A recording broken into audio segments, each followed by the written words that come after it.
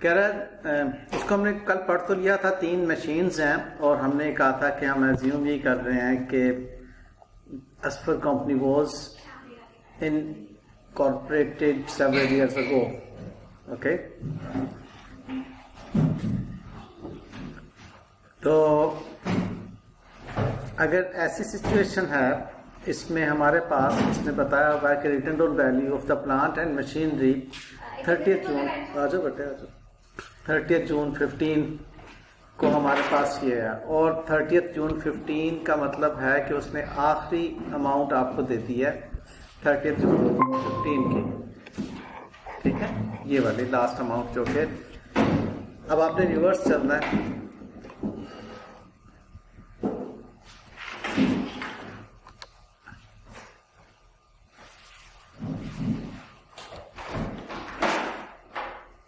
तो आप क्या कर रहे हैं कि 2 साल चूंकि आपको वर्कआउट करने हैं, मशीन डिस्पोजल अकाउंट आपने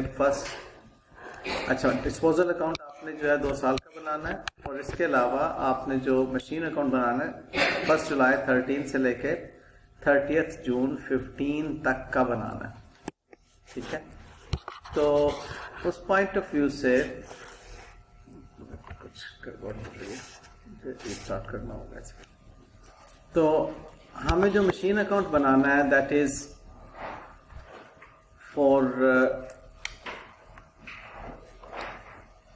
1 जुलाई 2013 till 30 June 2014 and then from 1 July 2014 till 30 June 2015। तो 2 सालों का हमने मशीन अकाउंट बनाना है और 2 ही साल का हमें जो है वो डिस्पोजल अकाउंट बनाना है, ठीक बात। मशीन अकाउंट का हमें क्लोजिंग बैलेंस दिया हुआ है 30 जून 2015। मैं इसको सिर्फ आपके सामने शो कर रहा हूं, जो जो इंफॉर्मेशन दी हुई है, उसके बाद फिर इसकी मिसिंग फिगर्स की तरफ आएंगे, ठीक है। हमारे पास 831,128 ये क्लोजिंग बैलेंस दिया हुआ है, ओके। 831,128 ये हमने क्लोजिंग बैलेंस यहां पर लिख दिया। अब एक बात याद रहे कि जब हम मशीन अकाउंट बना रहे हैं जो कि नेट बुक वैल्यू पर बेस कर रहा है, तो इसी में आपको डेप्रिसिएशन एक्सपेंस क्रेडिट साइड पर नजर आएगा, यानी कि अब अक्यूमुलेटेड डेप्रिसिएशन का लेजर अकाउंट नहीं बनेगा, ठीक बात। ये बात कॉन्सेप्ट में उतर आती है। और जब भी एसेट खरीदेंगे तो डेबिट साइड पर होगा, और मशीन डिस्पोजल अकाउंट पैरेलल इसके हम जरूर बना लेंगे। अब देखते जाइए जो जो इन्फॉर्मेशन उसने दी हुई है, वो इन्फॉर्मेशन जैसे जैसे हमें वर्कआउट हो रही है हम उसे इसमें पुट करते जाएंगे, और उसके बाद जो मिसिंग इंफॉर्मेशन होगी उसको हम वर्कआउट कर लेंगे।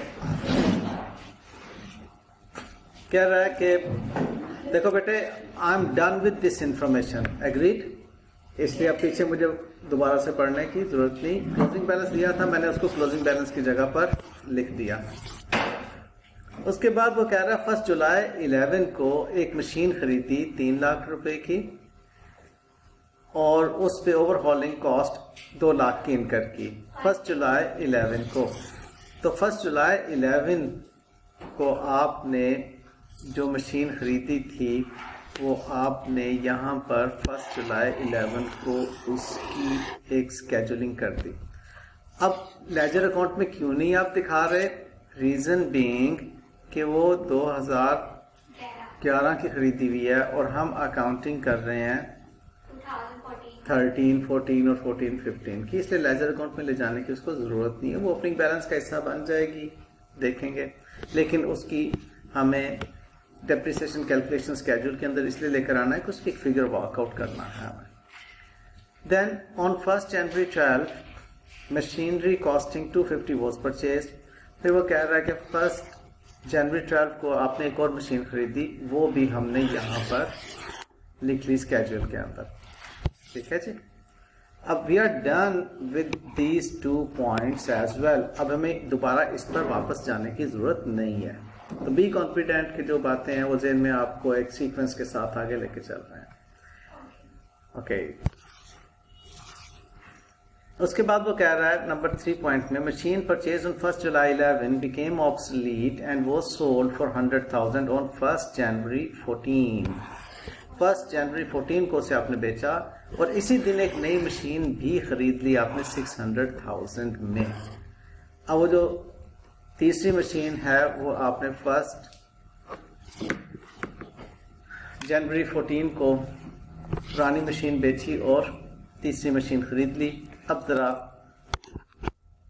14 तक चूंकि पहुंच गई बात, तो अब पिछले सालों को कंप्लीट कर लें डेप्रिसिएशन के हवाले से। आपने 11 में मशीन खरीदी और आपने 1 जनवरी 12 में मशीन खरीदी। इन दोनों का साल ख़त्म हो रहा है 30 जून 12 को। ये बात क्लियर है बेटा? yes, दिमागी तौर पर हाजिर रहना, ना समझ आने पे मुझे आगे ना जाने देना, आपकी कामयाबी का ये असूल है। yes, अदरवाइज गड़बड़ है। देखो बेटे, जो साल आपका 1 जुलाई 11 को शुरू हो रहा है वो 30 जून 12 को ख़त्म हो रहा है और उसी के दरमियान में 1 जनवरी 12 आ रहा है। एग्रीड? yes, तो इसका मतलब है ये काम एक ही साल के अंदर अंदर हो रहा है। आपने यहाँ पर 5 लाख की मशीन खरीदी थी और यहाँ पर आपने 2,50,000 की मशीन खरीदी, तो यहाँ तक आपके पास 750 की मशीन पड़ी हुई है। yes, अब ये पूरा साल डेप्रिसिएट होगी और 6 महीने डेप्रिसिएट होगी। ठीक है, अब इसकी पूरे साल की डेप्रिसिएशन 15% रेट पर, ये उसने दिया हुआ है रेट 7500 बनती है और ये 15% रेट पर 6 by 12 18 750 बनती है। अब यहाँ तक हम काम कर चुके, ठीक है, और ये इसका टोटल का कॉलम है। यहाँ तक अभी 1 साल का काम हमने किया। हम 1 जुलाई 2012 तक पहुँचे और 2 मशीनों का सिर्फ अभी हमने डेप्रिसिएशन वर्कआउट किया। अच्छा, क्योंकि हमारा जो लेजर अकाउंट है 1 जुलाई 13 से बनना शुरू होगा, अभी उसमें कोई इंफॉर्मेशन नहीं जा रही। अगली बात,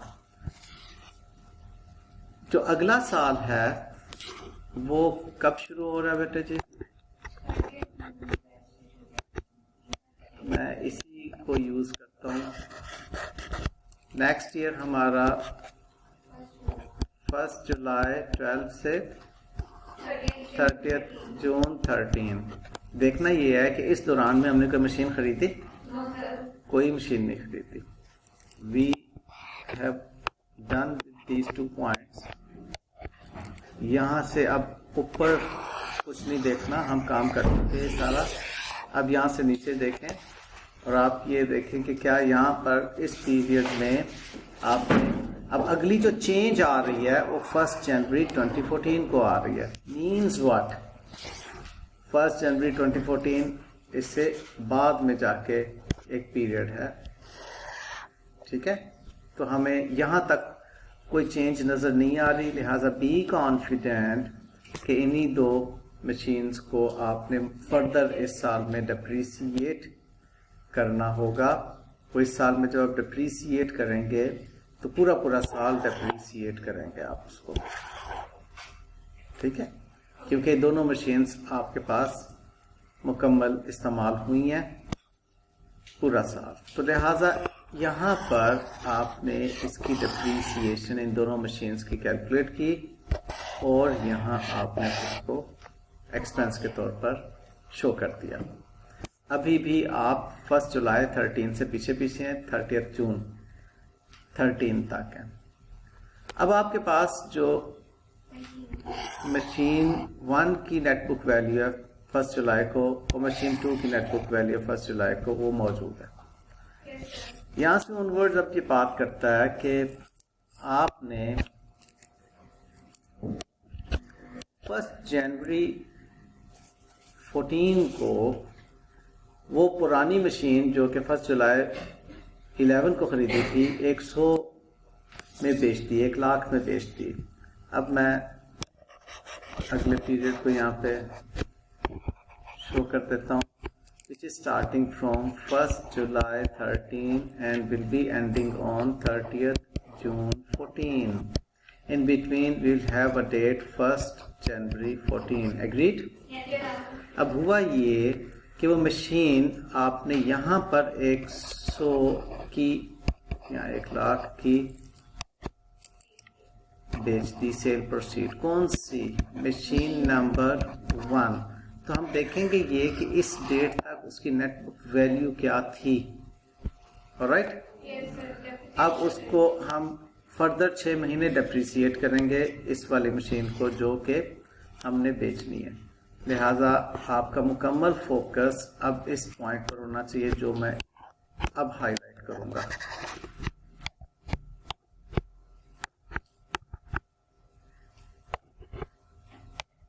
देखिएगा, ये मशीन 1 5 लाख की खरीदी थी 1 जुलाई 11 को। पहले साल डेप्रिसिएट हुई, दूसरे साल मुकम्मल डेप्रिसिएट हुई और तीसरे साल में वो हाफ ईयर की डेप्रिसिएट हुई और उसकी नेट बुक वैल्यू बन गई 334,156।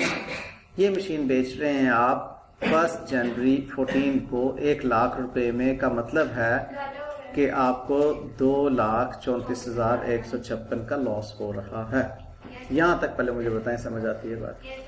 अब ये डेट फॉल कर रही है हमारी 2014 के ईयर में, जो रिक्वायर्ड है कि जी उसकी अकाउंटिंग करें। ऑलराइट, लिहाजा अब इसकी अकाउंटिंग हमें शो करना है। इस साल की डेप्रीसिएशन का जब एक्सपेंस हमने बनाना है,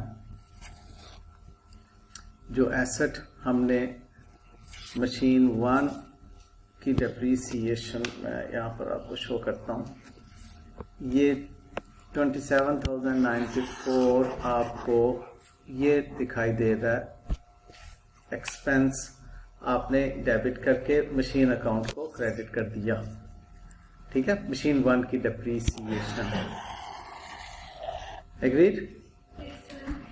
हमें नहीं मालूम कि हमारे पास ओपनिंग बैलेंस कितना है, क्योंकि हम एज्यूम ये किए हुए हैं कि बिजनेस बहुत अरसा पहले का एस्टेब्लिश्ड है। ये 1 जुलाई 11 एस्टेब्लिश नहीं हुआ था। Question is silent on it.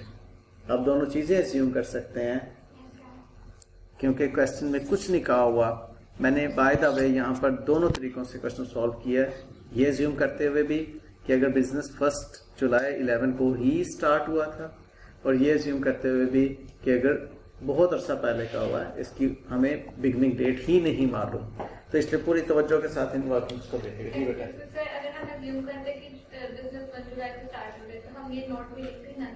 Definitely ये दोनों चीजें आपको मैं दिखा रहा हूँ। मैंने एक तरह इसको क्वेश्चन को सॉल्व किया, assuming Asfar company was incorporated on 1 जुलाई 11, और मैंने क्रॉस कर दिया क्योंकि मैंने करने के बाद इसको कहा कि जी आप इस पर फोकस ना करें, ज्यादा कॉम्प्लेक्स होती है बात यहाँ पर। Assuming Asfar company was incorporated several years ago. ठीक है, तो मैं इस तरीके से उसको लेकर चल रहा हूँ। अब सेवरल इयर्स अगो का मतलब है कि हमें ओपनिंग बैलेंस नहीं मालूम क्या है, लेकिन हमें ड्यूरिंग द ईयर की जो भी वर्किंग है मालूम। अच्छा, अब बात अगली आती है। नेक्स्ट क्या बात आती है? जो एसेट बेचा उसको डिस्पोजल अकाउंट में उसकी नेट बुक वैल्यू को ट्रांसफर करें। 334,156 की नेट बुक वैल्यू का एसेट यहां से पार्क करें एसेट के अकाउंट। एग्रीड? आज उस एसेट की नेट बुक वैल्यू जो है 334,156 after depreciating 6 months till 1 January 14। लिहाजा अब आप इसका मशीन डिस्पोजल अकाउंट बनाएंगे और मशीन डिस्पोजल अकाउंट में इसको ट्रांसफर कर देंगे।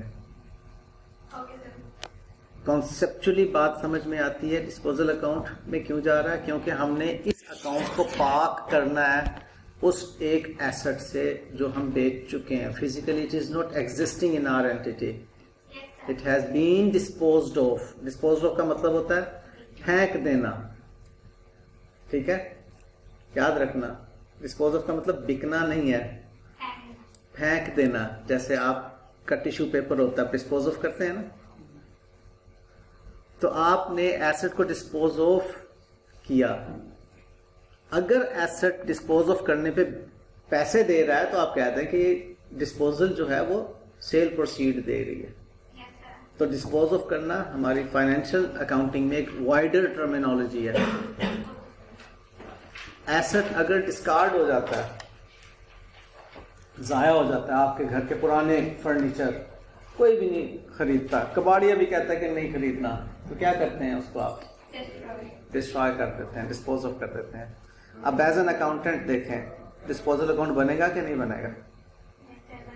बाज़ औक़ात, अब फिर एज एन अकाउंटेंट मेरी इस बात को सुनना है, आपका पुराना एसेट, ठीक है, डिस्पोज ऑफ करने के लिए आपने फैसला कर दिया, डिस्पोज ऑफ कर दिया, कोई उठाने ही नहीं आ रहा पुराना फर्नीचर, आपने घर में जनाब बाहर लॉन के अंदर रख दिया, गली में रख दिया, कोई ले जाए, कोई लेकर नहीं जा रहा।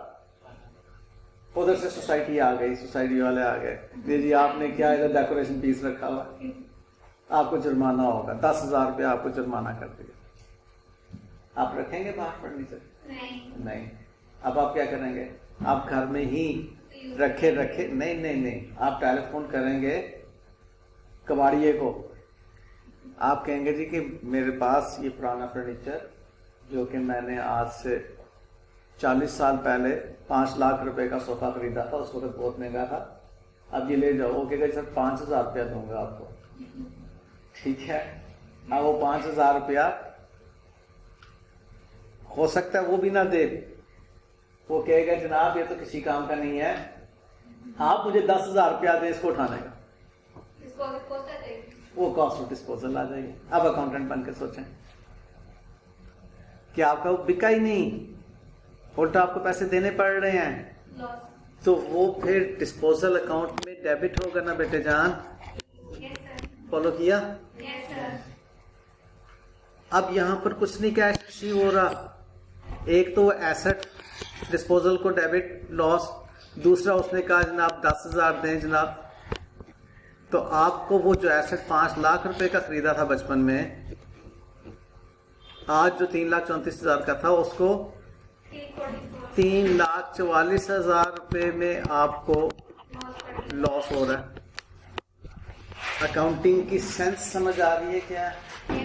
तो एक हवाई सब्जेक्ट नहीं है, ओके। बाकायदा इसको रियल लाइफ के साथ जोड़ें, सारी चीजें कनेक्ट होती आपको कहाँ तक ले जाती हैं, ठीक है बेटे जी। तो डिस्पोज ऑफ क्या होता है मैंने आपको समझा दिया। अब आपने इस एसेट से जान छुड़ा ली, ये वाला एसेट निकल गया आपकी बुक्स ऑफ अकाउंट से, ठीक बात, और उसका डिस्पोजल अकाउंट बन गया, आपको मार्क्स मिल गए। अगली बात, अब आपके जहन में ये आ रहा है कि हमारे पास, अब मैं आपके जहन को थोड़ा सा इसमें इन्वॉल्व करना जा रहा हूं, प्लीज तवज्जो में रहिएगा।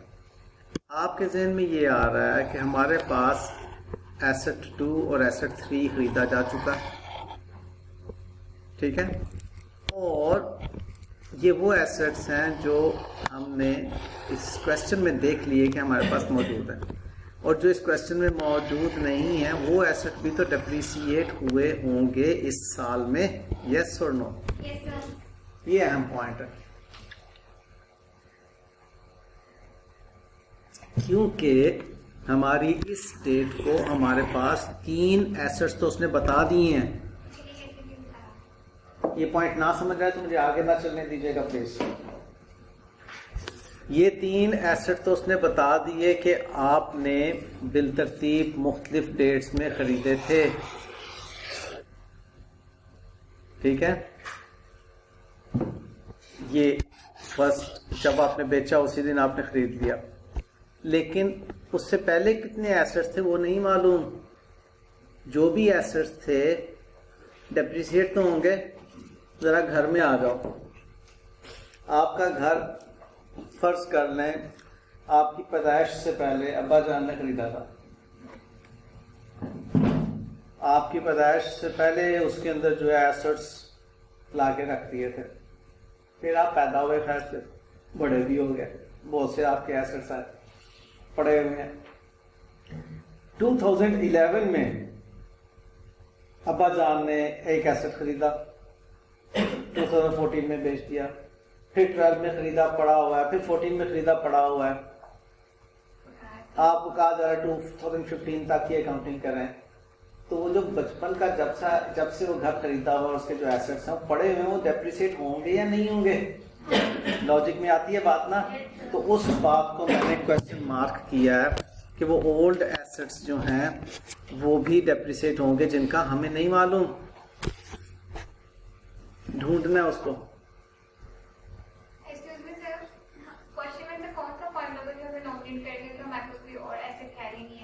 बेटे जान, वो यही पॉइंट है कि उसने आपको रिटर्न डाउन वैल्यू जो बताई है वो बहुत ज्यादा लग रही है आपको उन एसेट से जो कि आपके पास खरीदे हैं। एक आपके पास क्या है जी, 3 लाख रुपए का एसेट बेच चला गया, 5 लाख का एसेट खरीदा था बेच दिया चला गया, फिर उसके बाद कितने का एसेट खरीदा था? 2,50,000 का, और तीसरा एसेट कितने का? 6 लाख का, 8,50,000, और नेटबुक वैल्यू आपको बता दी 8,31,000 डेप्रिसिएट होने के बाद। तो इसका मतलब है कि कुछ छुपा हुआ है इसके अंदर। ये बेटे यही तो बात है, आपके रिफ्लेक्सेस इसी को तो कहते हैं। जब आप गाड़ी चला रहे होते हैं, मोटरसाइकिल चला रहे होते हैं, आगे से ट्रक आ जाता है, तो इतना टाइम होता है कि सोचेंगे ट्रक पे लगेगा कि नहीं लगेगा। आप क्या करते हैं, वहां पर आपके रिफ्लेक्सेस काम आते हैं। चलो उस बात को छोड़ो, अब्बाजान को गुस्सा आया, हाथ हवा में लहराया, अब आप सोचना शुरू हो गए पता नहीं ये मेरे गाल पे पड़ेगा कि नहीं पड़ेगा। इतना टाइम है आपके पास? नहीं। हाथ जैसे लहराया वैसे आपने शील्ड के तौर पर अपना दूसरा हाथ डाल के रख दिया। तो यही रिफ्लेक्स एक्शन है बेटे जान, जो आपकी फाइनेंशियल अकाउंटिंग के अंदर मैं बता रहा हूँ। इसी को कहते हैं रिफ्लेक्स एक्शन, जो मैं रिफ्लेक्सिस के तौर पे बोल रहा हूँ। तो याद रखिएगा, रिफ्लेक्सिस तभी काम करते हैं, ये बड़ी अहम बात कर रहा हूँ आपको, पल्ले बांधिएगा, ये मजाक वाली बात बिल्कुल नहीं है।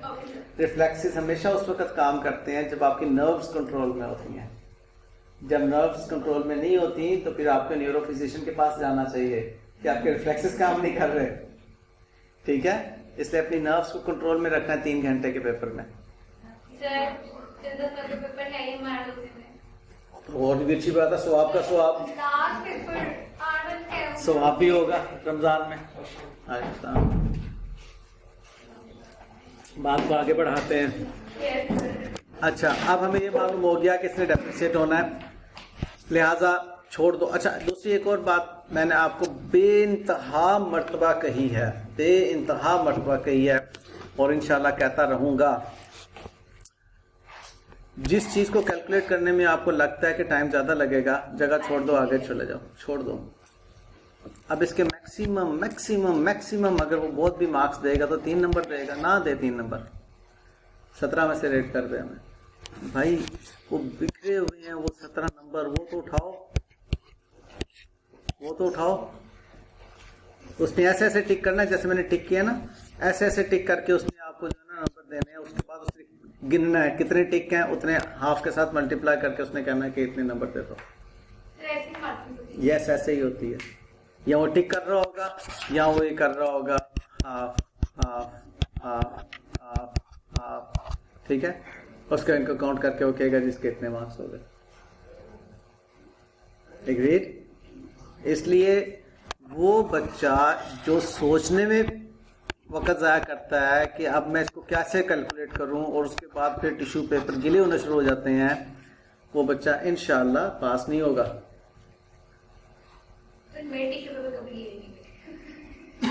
अच्छी बात है, एग्जाम में नहीं रोना चाहिए, घर आकर रोना चाहिए। आगे चलते हैं। अब अगले साल में हम आ गए। अब अगले साल में आने के लिए इनफैक्ट हमारे पास ये बैलेंस भी नहीं है, ये नीचे से मैं लेकर आया हूँ बैलेंस, हमारे पास ये बैलेंस भी नहीं है। अब अगले साल में जब मैं आया तो क्या देखा कि हमारा एक नया एसेट आ चुका है, यहाँ तक बात हो चुकी हुई है, और हमें कह रहा है कि मशीन जो 1 जनवरी 12 को खरीदी थी वो 30 जून 15 को हमने बेच दी at a book value plus 1000, जो उस वक्त उसकी बुक वैल्यू थी उस पर 50,000 ऐड करके। ठीक बात। अब इधर तशरीफ ले आए, पहले वर्किंग देखेंगे, उसके बाद उसके लेजर अकाउंट्स में जाएंगे। यहां पर अब ये वाली मशीन नंबर 2, इसने बिकना है 30 जून 15 को। यहां तक डेप्रिसिएट हो गई, पहले साल मुकम्मल, दूसरे साल मुकम्मल डेप्रिसिएट हुई, तीसरे साल भी मुकम्मल डेप्रिसिएट हुई। क्यों? क्योंकि वो तीसरे साल के एंड पर बिकने जा रही है ना, सॉरी चौथे साल के एंड पर, चौथे साल पर भी वो मुकम्मल डेप्रिसिएट हुई।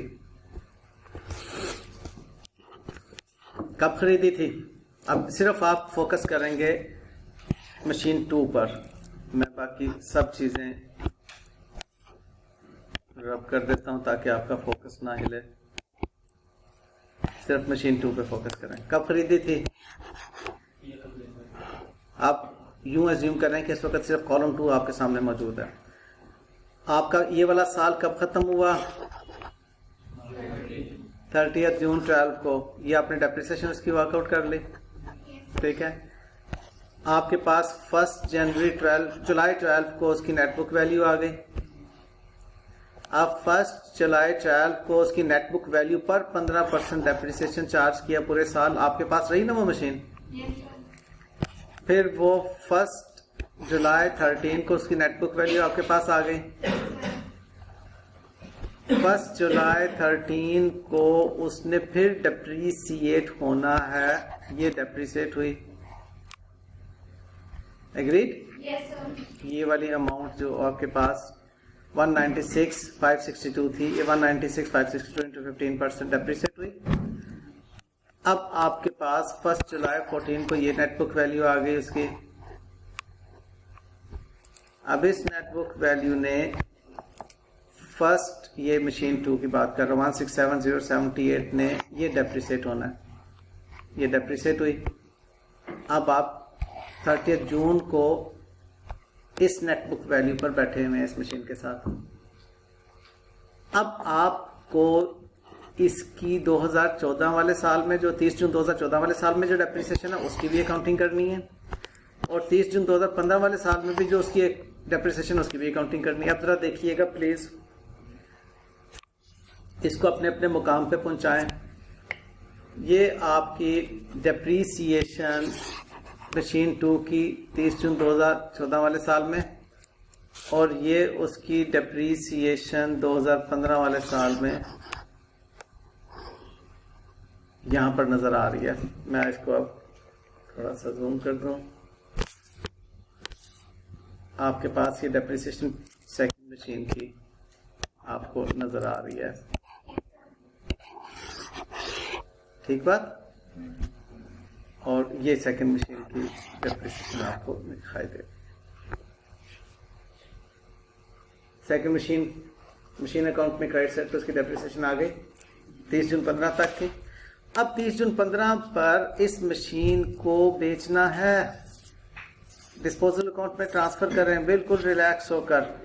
इसकी नेटबुक वैल्यू को डिस्पोजल अकाउंट में ट्रांसफर करेंगे ना। ये इसकी नेटबुक वैल्यू 142 आपको दिखाई दे रही है यहां पर, 142।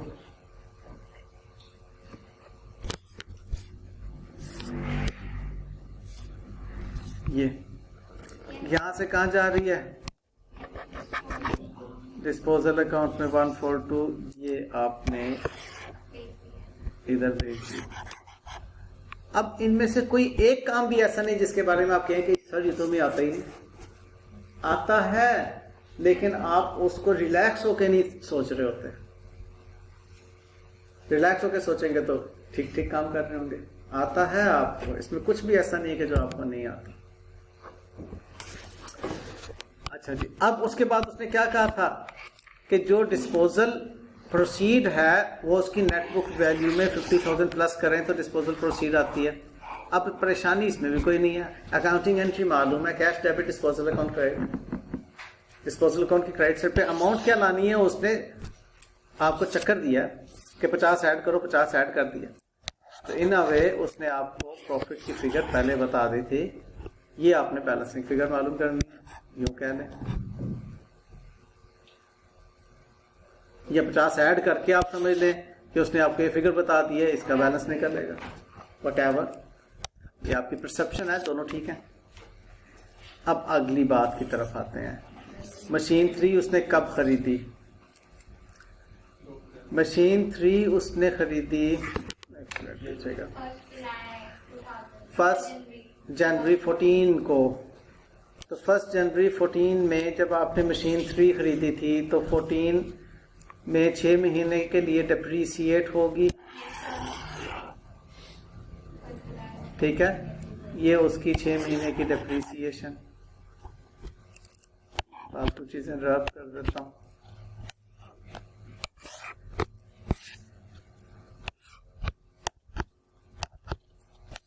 ओके,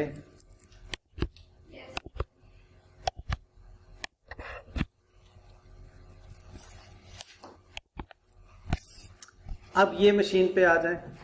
ये मशीन जब खरीदी थी तब से ऑनवर्ड पहले साल में, उसकी अपनी जिंदगी के पहले साल में 6 महीने डिप्रिसिएट हुई, फिर उसकी नेटबुक वैल्यू पर आपने उसको फर्दर डिप्रिसिएट किया 15% पे, क्योंकि वो पूरा साल इस्तेमाल में रही। अब ये डिप्रिसिएशन भी उसके लेजर अकाउंट में क्रेडिट में नजर आएगी आपको। एग्रीड? अब यहां से शुरू होती है मजे वाली बात। अब इस लेजर अकाउंट को देखिएगा, इस लेजर अकाउंट को जो इस वक्त आपको नजर आ रहा है। क्वेश्चन में आप मुझे बताएं, इज दिस गिवन? जिस बच्चे को नहीं समझ आई मेरी इस बात की हाथ खड़ा कर दे। Is this given? क्वेश्चन में कहां पे लिखा हुआ, पढ़ो। पहली लाइन में लिखा हुआ किस एसेट की मशीन अकाउंट की नेटबुक वैल्यू 30 जून 15 को 831,128 थी। यस? अब आप मुझे बताएं, ये दोनों फिगर्स हमने वर्कआउट करके अभी इन्हें पॉइंट आउट किया था या नहीं? मशीन 2 की, मशीन 3 भी हमने पॉइंट आउट की थी या नहीं की थी? ओके। अब रह जाती हैं ये दो फिगर्स हमारे पास।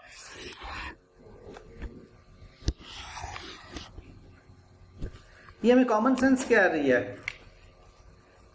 कि ओल्ड मशीन भी डेप्रिसिएट हुई होगी। ओल्ड मशीन भी डेप्रिसिएट हुई होगी, और ये हमें बता रही है कि ये अब इन सब का टोटल जो है वो यहां तक ही आएगा। मैं आपको चंद मिनट देता हूं, आप अगर सोच विचार करके इसको देख सकें। मैं एक फोन कॉल ले लूं। आप मुझे बताएं कि अब ये जो डेप्रीसिएशन आपकी ओल्ड मशीन्स की है, इसको वर्कआउट करने के लिए हमें थोड़ी सी चालाकी ये देखनी है कि ये जो 831 128 है, इसमें अब कौन कौन सी मशीन शामिल है। नहीं, पहली तो बिक चुकी है, मशीन नंबर 1 बिक चुकी है कि नहीं? इसमें अब कौन कौन सी मशीन शामिल है? अब इसमें मशीन नंबर 3 शामिल है और मशीन ऑल ओल्ड शामिल है। अब वही शामिल है ना, क्योंकि बाकी तो बिक चुकी हैं। अगर आप इस पे कन्विंस हैं तो मैं अगली बात करूंगा, नहीं कन्विंस तो मुझे रुकना होगा। ये कॉमन सेंस है। नहीं समझ आ रही, वापस आ जाओ। आप मुझे बताएं 30 जून 15 को उसने जब कहा कि आपके पास 8,31,128 रुपए की ये बैलेंस मशीन अकाउंट में नजर आ रहा है, उससे पहले मशीन 1 बिक चुकी है, यस और नो? इसका मतलब है इसमें मशीन 1 शामिल है, यस और नो? नो।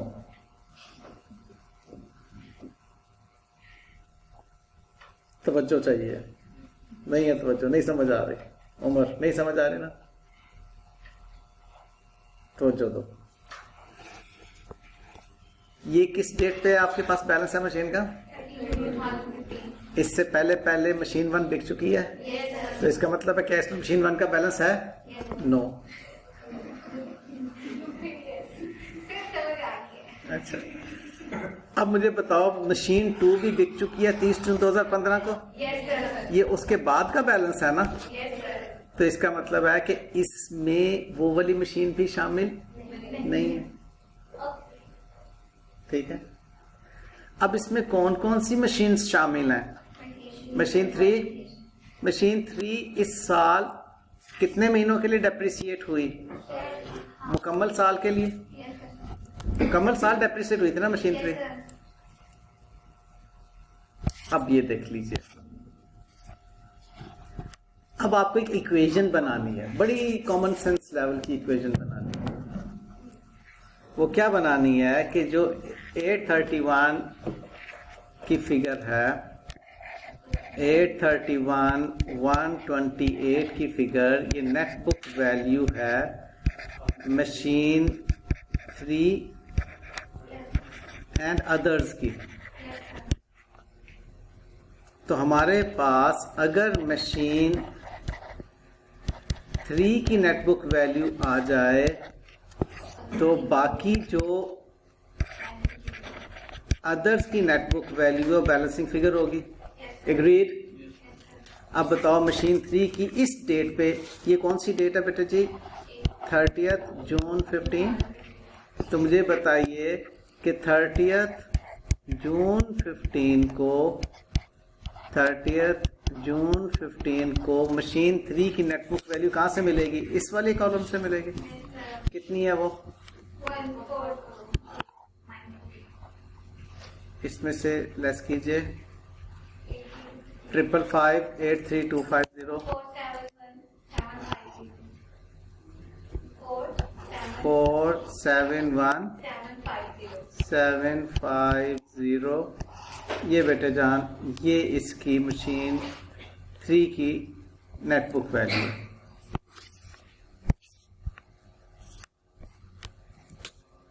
फोर 71750। तो मेरे बेटे यहाँ पर बैलेंसिंग फिगर क्या आती है? 3593। ये किसकी है? अदर मशीन्स की नेटबुक वैल्यू। अब नेटबुक वैल्यू का मतलब क्या है कि ये नेटबुक वैल्यू मीन्स वो 85% के बराबर है। नहीं समझ आ रही मानो? 85% का मतलब क्या है? नेटबुक वैल्यू, दोबारा से आप जरा सुनो। क्लोजिंग नेटबुक वैल्यू कैसे वर्कआउट होती है? Equals to opening net book value into depreciation rate. यही है। आपके पास डेप्रीसिएशन एक्सपेंस इसमें से लेस करेंगे, यानी कि ओपनिंग में से ये आपका डेप्रीसिएशन एक्सपेंस जो लेस होगा तो ये आएगी। अब डेप्रीसिएशन आपके पास है 15%, ये आपके पास है 100%, तो ये आपके पास कितनी होगी? 85% होगी। बताओ, ये बात भी समझ में आती है? अब 359378 की अपनी परसेंटेज क्या है बेटे जान?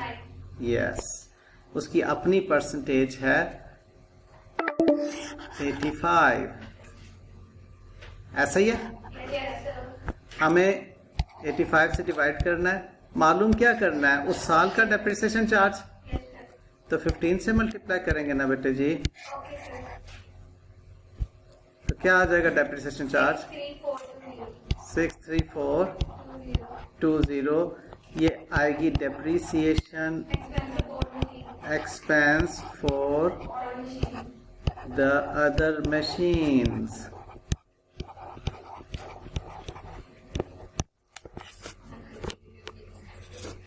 लो बेटे, ये मैंने depreciation expense for the other machines भी जब लगा दी यहाँ पर फिगर, अब मेरे पास क्रेडिट साइड होगी पूरी। अब इस क्रेडिट साइड का मैं करूँगा टोटल, तो वो क्या आएगा? 1,144,876। ये मैं यहाँ पर लिखूँगा 1,144,876, और ये मेरे पास बैलेंसिंग फिगर बन जाएगी। समझ में आती है मेरे बच्चों को बात? अब ये वाली फिगर यहां से जाएगी यहां पर, ऐसा ही है। और उसके बाद अब दो मिसिंग फिगर्स रह जाती हैं आपके पास। एक वही अगेन ओल्ड मशीन्स की डेप्रीसिएशन, ठीक है, और दूसरी opening balance of the machine की डेप्रिसिएशन। अब जरा आप सोचें, बात पीछे तक आप ले जा सकते हैं या नहीं? करें पर करें, मैं तो चल कर रहे हैं। आप मुझसे ना बात करें ना, मैंने तो ये लिख दिया कंप्लीट मशीन अकाउंट। इस मशीन अकाउंट को कंप्लीट करें आप। अब ये वो काम था जो मैं एज्यूम कर रहा था कि बच्चे घर से करके आएंगे, लेकिन अल्हम्दुलिल्लाह मेरे बच्चों ने अभी तक इरादा नहीं किया पास होने का, सिवाय 2-3 बच्चों के। अभी तक इरादा नहीं किया। करो सॉल्व, मैं पॉज कर रहा हूँ इसे। अब मैं आपके सवाल का जवाब दे रहा हूँ अरूष, जो आपने सवाल किया कि एसेट कैसे इक्वल होता है अकाउंट। मैं अब आपको, ये जी अरूष ने जो सवाल किया, ये अब इस क्वेश्चन से बाहर निकल के एक बात मैं करने जा रहा हूँ, तवज्जो में रहिएगा। देखो अरूष, एक ये मेथड है कि आप मशीन का अकाउंट बनाएं, पीपीई का अकाउंट, और उसके साथ आप उसका अक्यूमुलेटेड डेप्रीसिएशन का अकाउंट बनाएं। एक ही मेथड है। और दूसरा मेथड ये है कि आप सिर्फ और सिर्फ मशीन का अकाउंट बनाएं at net book value. Machine at net book value का अकाउंट बनाएं। अब इस मेथड में क्या हो रहा है कि आपने 1 जनवरी X1 को एक मशीन खरीदी 100 रुपये की या 1000 रुपये की सपोजली, और उसके बाद आपने 31 दिसंबर X1 को उसको कैरी फॉरवर्ड एज इज कर दिया, क्योंकि वो मशीन जो है आपकी यूज में है।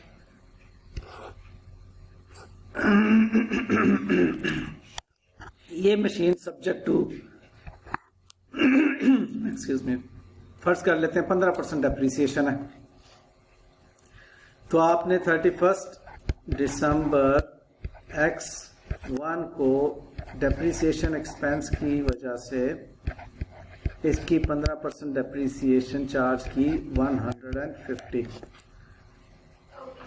अब चूंकि ये वाला चूंकि ये वाला मेथड आपको ग्रॉस अमाउंट पे एसेट दिखा रहा है, इसलिए अब आपको ये एक्यूमुलेटेड डेप्रीसिएशन के अकाउंट को भी कैरी फॉरवर्ड करना होगा और एसेट के अकाउंट को भी कैरी फॉरवर्ड करना। आप जब बैलेंस शीट इसके बनाएंगे, यानी कि statement of financial position on 31 December x1, तो आप क्या लिखेंगे? 1000 का एसेट माइनस 150, ये आप कहाँ पर लिखेंगे और ये कितने की शो करेंगे? जबकि जो ये वाला मेथड है, सेकंड मेथड, जो कि एग्जामिनेशन में है इस्तेमाल होता है, प्रैक्टिकली इस्तेमाल नहीं होता। एग्जामिनेशन में क्यों इस्तेमाल होता है? ताकि आपको टफ टाइम दिया जाए। यहाँ पर मशीन ख़रीदी आपने 1000 रुपये की, और इसी में आपने 31 दिसंबर x1 को उसे डेप्रिसिएशन को क्रेडिट कर दिया 150 का, और इसी में 31 दिसंबर x1 को इसका कैरी फॉरवर्ड 850 आ गया। अब यहाँ पर अकोमुलेटेड डेप्रिसिएशन का लेजर अकाउंट नहीं बन रहा, कतन नहीं बन रहा। ठीक है, और यहाँ पे जब आप बैलेंस शीट बनाएंगे तो आपके पास स्टेटमेंट ऑफ फाइनेंशियल पोजीशन में as on 31 December x1 directly 850 लिखना है। अब यहाँ पे कोई अकोमुलेटेड डेप्रिसिएशन नहीं लिखी जाएगी। अरूश बताओ बेटे, आपको आपके सवाल का जवाब मिल गया? यस सर, क्लियर, आप समझ आ गया। चलो शाबाश मेरी बेटी।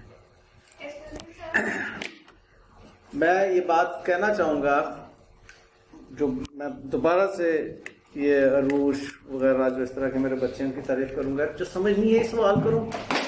अब ये इंतहाई बेसिक सवाल था, इंतहाई बेसिक सवाल था, नहीं समझ आए, मैंने प्यार मोहब्बत में समझाया ना, कोई डांट डपट तो नहीं की। डांट डपट उसको मैं करता हूँ जो बिल्कुल हवा में रहता है, ग्राउंड पे नहीं उतरता, हवा के अंदर जनाब परवाज चल रही। ठीक है, इसलिए जो दिमाग में सवाल है, टीचर कौन है? जो बुक में और आपके दरमियान में, स्टूडेंट के दरमियान में ब्रिज है। एक बात किताब में लिखी हुई है, नहीं समझ आ रही, किसने समझानी? टीचर ने। तो पूछो टीचर से। ठीक है, इसलिए अपने दिमाग में कोई चीज रखना, ये सोचना कि पता नहीं टीचर को बुरा ना लगे, कितनी बुरी बात है। वो फिर टीचर ही नहीं है जिसको बुरा लगेगा। टीचर अगर गुस्से होते हैं, चपेट मारता है, तो वो एम ही मारता है, वो बुरा नहीं लग रहा होता, उसको शौक होता है मारने का। ठीक है, इसलिए उसको शौक पूरा करने दो, लेकिन आप तो सवाल करो। शाबाश शाबाश अरूश, अच्छा लगा बेटे। Thank you sir. जी पुत्री। सर हमें अक्यूमुलेटेड डेप्रिसिएशन का उसमें अकाउंट ही नहीं बनाना, और अगर हमें उसमें डिस्पोजल शो करना पड़े उसकी जो डेप्रिसिएशन होती है, क्योंकि हम जब भी ऐसे डिस्पोजल करें तो हम उसको कहीं ट्रांसफर कर देते हैं डेप्रिसिएशन अकाउंट में, तो हम वहाँ पे लिखेंगे। बेटे जान, उसके लिए फिर हमने ये वाला उसका एक वर्किंग कॉलम बनाया। यहाँ से हमने उठाई 1 2 3 डेप्रिसिएशंस। ठीक है, इन सारी डेप्रिसिएशंस को आपने उसकी 5 लाख में से जब लेस किया तो ये आपके पास आ गई फिगर। तो आपने इसी फिगर को डायरेक्टली यहाँ से निकाला और यहाँ पे डाल दिया। आपको क्युमुलेटिव डेप्रिसिएशन तो यहाँ पे लिखने की जरूरत ही नहीं है ना, क्योंकि वो नेटबुक वैल्यू पे एसेट मेंटेन हो रहा है। आपको क्युमुलेटिव डेप्रिसिएशन की जरूरत कब है? जब पीछे एसेट ग्रॉस अमाउंट पे मेंटेन हो रहा है। ये वाली सिचुएशन है। अगर यहाँ पर तो एसेट ही नेटबुक वैल्यू पे हर साल उसमें से डेप्रिसिएशन माइनस होती चली जा रही, क्युमुलेटिव डेप्रिसिएशन तो आपकी जो है हर साल अपना असर दिखा रही है। ठीक है ना? देखो, अम्मा की डांट हर साल हर रोज पड़ती है अल्हम्दुलिल्लाह। अब्बा की डांट साल में एक मरतबा पड़ती है। अब्बा की डांट कुमुलेट होती रहती है साल में एक मरतबा पटाख करके जो है कुमुलेटेड डेप्रिसिएशन। अम्मा जो है डेली बेसिस पे एम ही चिटका देती रहती है, इसलिए उसका असर भी कोई नहीं होता। ठीक है, चलो शाबाश। ओके, आगे चलते हैं। अब बेटे जान ये सवाल हो जाएगा। इसका मतलब लास्ट में जो हमारी अगर हम दूसरे तरीके से करें वैल्यू ठीक नहीं आएगी। हाँ बिल्कुल ठीक आपने पकड़ा, बिल्कुल माशाल्लाह, बिल्कुल सही। अगर इस मेथड से पकड़ेंगे तो क्या होगा? आपने जब ये काम किया तो आपको लगेगा कि यहां पर एक बैलेंसिंग फिगर होनी चाहिए, ठीक है, क्योंकि यहां पर अब जब आप एसेट को अकाउंट फॉर कर रहे हैं तो दूसरा एसेट बेचने के बाद अब आपको यहां पे कुछ नहीं मिल रहा, ठीक है, तो आपको लगेगा कि यहां पर एक चौथा एसेट यहां पे मजीद खरीदा हुआ होना चाहिए, फिर वो ये आपको एक अजम्पशन लेना पड़ेगी। ये बात है, इतनी नहीं है। लेकिन नहीं, वो उसने असल में बात मालूम क्या, बात ये है कि यहाँ पर एग्जामिनर को एक छोटी सी बात कर देनी चाहिए ये है कि यहाँ हमें several years ago the company was incorporated ये लफ्ज बोल देना चाहिए। मुझे इख्तलाफ इस चीज़ का आता है हमारे ICAP के एग्जामिनर के साथ कि उसको सवाल बनाते वक्त शायद खुद नहीं पता होता कि वो क्या सवाल बना रहा है। फैक्ट है, अल्लाह ताला मुझे भी माफ़ करे और एग्जामिनर को भी माफ़ करे, क्योंकि कोई भी साहब अकल शख्स 20 नंबर का भी सवाल अगर ये दे, देखो ना, एक है आपके नॉलेज को टेस्ट करना, मेरी इस बात को समझना, आप लोग माशाल्लाह बहुत समझदार बच्चे हो, और ये तनकीद बराए तनकीद नहीं, अल्लाह ताला हदायत दे हमारे एग्जामिनर को, इसलिए मैं बात कर रहा हूँ। एक है स्टूडेंट के नॉलेज को टेस्ट करना, दूसरा स्टूडेंट के नर्व्स को टेस्ट करना। भाई आप स्टूडेंट चार्टर्ड अकाउंटेंट बनाने जा रहे हो, आप उसको पुलिस में भर्ती नहीं करने जा रहे, आप उसको फौज में भर्ती करने नहीं जा रहे, उसके नर्व्स का टेस्ट ना लें, आप उसके नॉलेज का टेस्ट लें, आप उसको सारी इंफॉर्मेशन क्लियरली बताएं और फिर आप देखें कि उसके पास ये नॉलेज है कि नहीं है। लेकिन ये बात फिलहाल अभी हमारा एग्जामिनर इतना मैच्योर नहीं हुआ, अल्लाह ताला हमारे एग्जामिनर को मैच्योर करे। बिल्कुल ऑन रिकॉर्ड ये बात है जो कि मैं बबांगे दोहर हमेशा कहा करता हूँ कि हमारा स्टूडेंट फेल होने के पीछे मोर देन 50% रीजंस ये हैं। ICAP में क्यों रिजल्ट्स ठीक नहीं आते, ICAW के क्यों रिजल्ट्स ठीक आते हैं, ACCA के क्यों रिजल्ट्स ठीक आते हैं, वहाँ पर क्लैरिटी है एग्जामिनर के रिक्वायरमेंट के अंदर। मालूम है स्टूडेंट को और एग्जामिनर को कि एग्जामिनर ने क्या बताना, यहाँ पे क्लैरिटी नहीं। मैं मीटिंग दोबारा शुरू करता हूँ। हमें मैच्योर होना है, एग्जामिनर ने मैच्योर नहीं होना इंशाल्लाह। इसलिए अपने आप को देखो, दो तरह की बातें हैं। सड़क खराब है जी, मैं कैसे गाड़ी चलाऊं? भाई इसी खराब सड़क पे गाड़ी चलानी, फॉलोड। आपने डेस्टिनेशन पे पहुंचना है, लोग पहुंचते हैं, ठीक है, इसलिए उस चीज को एक्सक्यूज ना बनाओ। वो एक अलग रोना है, मेरे लेवल पे मैं रो रहा हूँ, अल्लाह करेगा कभी कोई चीज समझी जाएगी। लेकिन आपके लेवल पे, स्टूडेंट लेवल पे बात ये है कि अपने आप को मैच्योर करो, अच्छी प्रैक्टिस करो, उन तमाम हिकअप्स को एज्यूम करो कि वो कैसे कैसे आपको सामने आ सकते हैं। एनीवेज, अब ये वो जो आपकी मिसिंग इंफॉर्मेशन है वो यूं आपने वर्कआउट करनी है। मैंने यहाँ पे सारा सॉल्यूशन दिया हुआ है, आपको उस मिसिंग इंफॉर्मेशन तक कैसे पहुंचना है। अब ये आपकी यहाँ पर वो मैंने वर्कआउट कर दी, पिछली वाली मैंने आपको बता दी थी कि किस तरीके से आपने वर्कआउट करनी है। एनीवेज,